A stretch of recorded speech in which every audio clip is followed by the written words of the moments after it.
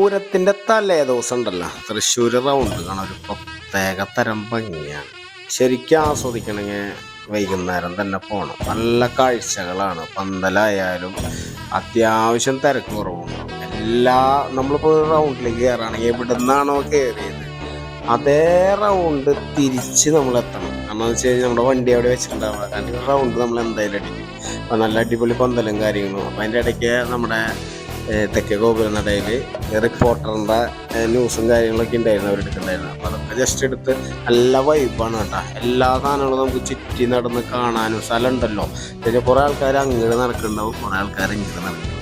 ഇതെല്ലാം കഴിഞ്ഞിട്ടാണ് നമുക്ക് നമ്മുടെ ഒരു ആനക്കാര്യം ചെയ്യാനുള്ളത് കേട്ടോ. ആനക്കാര്യം എന്ന് പറഞ്ഞു കഴിഞ്ഞാൽ നമ്മൾ എത്ര കണ്ടാലും ആനകളെ മതി വരില്ല. അപ്പോൾ ഇത് നമ്മുടെ തിരുവമ്പാടി വിഭാഗത്തിൻ്റെ ആനകളുടെ ഫിറ്റ്നസ്സിന് വേണ്ടിയിട്ട് ചെക്കിങ്ങിനും കാര്യങ്ങളൊക്കെ നിർത്തിയിട്ടുള്ളതാണ്. അപ്പോൾ അവിടുത്തെ ആനകളെ കുറച്ചുണ്ടായിരുന്നുള്ളൂ. അപ്പോൾ നമ്മൾ നേരെ പാറമേക്കാവിലേക്ക്. അപ്പോൾ പാറമേക്കാവിലേക്ക് ആ കവാടത്തിൻ്റെ അവിടെ അങ്ങോട്ട് കിടക്കുമ്പോഴൊരു നല്ല ആംബിയൻസും കാര്യങ്ങളുണ്ട് കേട്ടോ. ഇവിടെ കണ്ടമാന ആളുകളുണ്ട്. അപ്പോൾ ഇവിടെ വന്നപ്പോൾ തൊട്ട് ഉണ്ണിക്കുട്ടൻ ചോദിക്കുന്നതാണ് ദേവിദാസൻ എവിടെ. തെച്ചിക്കോട്ടുകാവ് രാമേന്ദ്രൻ്റെ അനിയനും ദേവിദാസൻ.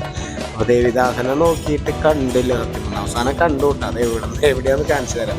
ഇവിടെ കുറേ ആനകളുണ്ടായിരുന്നു. ഏറ്റവും കൂടുതൽ ആനകൾ നമുക്ക് പാറമേക്കാവിലാണ് കാണാൻ പറ്റിയത്. അപ്പോൾ അവിടെ നിന്നൊക്കെ നമ്മൾ എല്ലാം കഴിഞ്ഞ് തിരിച്ച് പോരാൻ നിൽക്കുമ്പോഴാണ് നമ്മുടെ ഉണ്ണിക്കുട്ടൻ വന്നത്. ആ അവിടെ ആന നിൽക്കുന്നത്. ദേവിദാസിനെ ഒതുക്കി നിർത്തിക്കാണ്. വേറെ ആരും ഇല്ലാണ്ട് ഭയങ്കര ഇരുട്ടുമാണ്. അവനാണെങ്കിൽ കറുപ്പാണെങ്കിൽ കറുപ്പ്.